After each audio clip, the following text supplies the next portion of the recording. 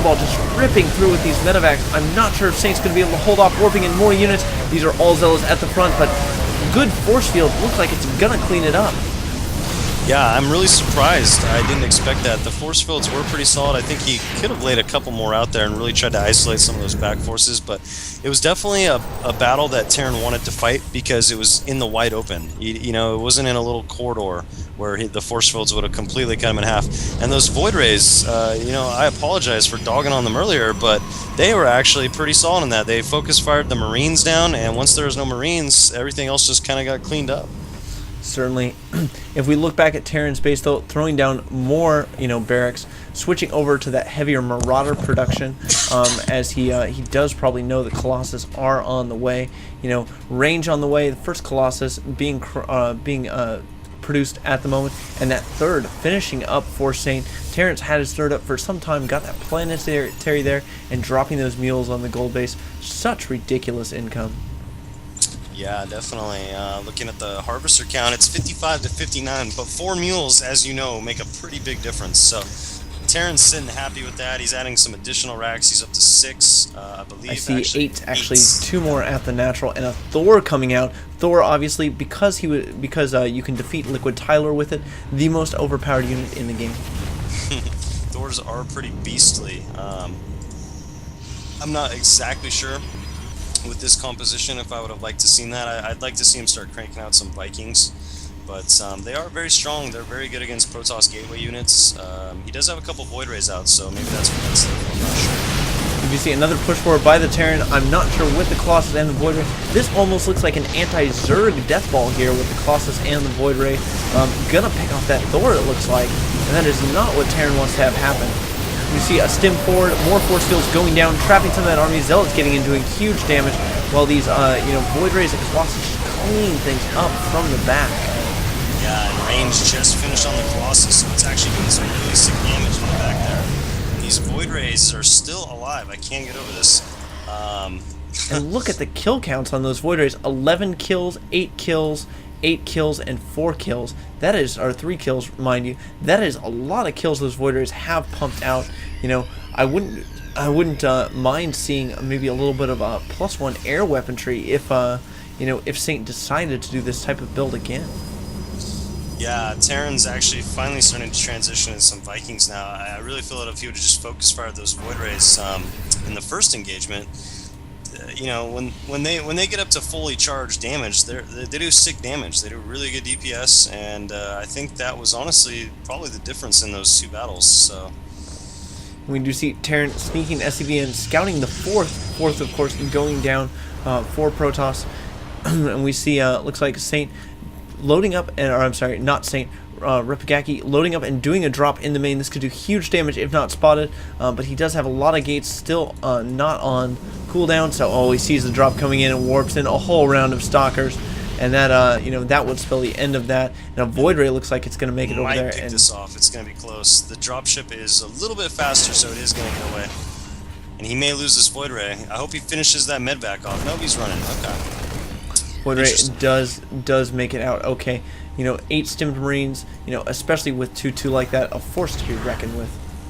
Yeah, definitely, and I like the position both players in right now. I feel that Terran still has, that early advantage of having that gold up a little sooner, but I think that Saint is definitely making up for that with this 4th, and he's got guys on the gas, which is really important, so he can pretty much do whatever he wants.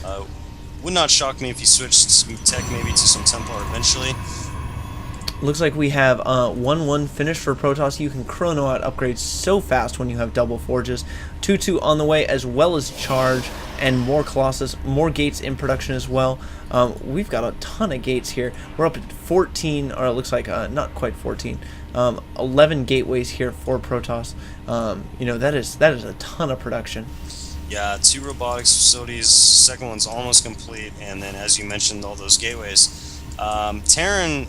Interestingly enough, I'm actually focusing on one of these Thors right now. He actually does have 250mm strike cannon, so I don't know if he's going to be able to lay those on some Colossus, but I know that does some sick damage. I honestly just feel that these Thors might be like the wrong unit in here. I'd like to see him up his Viking count, maybe get some EMP. I'm just not too sure about that. But moving out, it looks like we are going to have a push soon. Those, Vikings skirting with a little bit of death there with that stalker.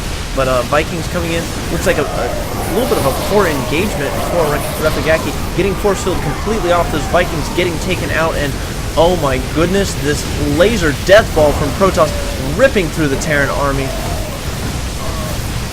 Yeah, Void Ray is actually backing up to the back so they don't get focus fire. They're still alive, Glenn. I can't go this. Really poor choice of where to engage. I mean, he stimmed in, he committed, but that wall was just, even his Thor actually broke some of the force fields. I just think the unit composition for Protoss is so much better at this moment. Charge, of course, had finished. It looks like we are going to see that gold base fall for Terran, as, maybe not, as these Stalkers and Colossus do huge damage. Void Ray is still doing tons of damage. Of course, Void Rays can just target this down without, worrying about repercussion from that planetary, as it cannot shoot up, and the planetary does fall. And the GG, seeing that GG there, I'm really, really liking this unit composition out of Saint, mixing those Void Rays in, getting them out earlier just to do a little bit of damage, and then mixing them in to his composition late game really strengthens that Colossus Stalker Zealot. Yeah, I must say that's not something I am used to seeing in this matchup. I'm used to seeing that in Zerg versus Protoss, as you mentioned, but I must say, the more and more I think about it, I still think Phoenix is what you usually see, just to kind of counter some Vikings, and also it's just something else for the Vikings to hit before they hit the Colossus. But Void Rays are kind of like versatile. They can obviously hit the ground, they can hit the air as well, so it's a pretty interesting choice. They do have more range as well, so... They certainly do. I feel like the Void Rays, if you can control them properly, and if your Terran opponent doesn't focus them down, you can keep them alive all game long. And once they get charged, they are very scary to deal with. Yeah, definitely. And looking at the kills on some of them, we do have quite a few. Some of them are still in double digits. So those were some warriors right there. Certainly. And with that, I think we're going to be jumping out of this game. Again, please check us out at Twitter. This is, GR Starcraft, so check us out twitter.com/GR Starcraft, or you can check us out on YouTube, where we are uploading all of these videos for Team LzRuha. That would be youtube.com/LzRuha Media.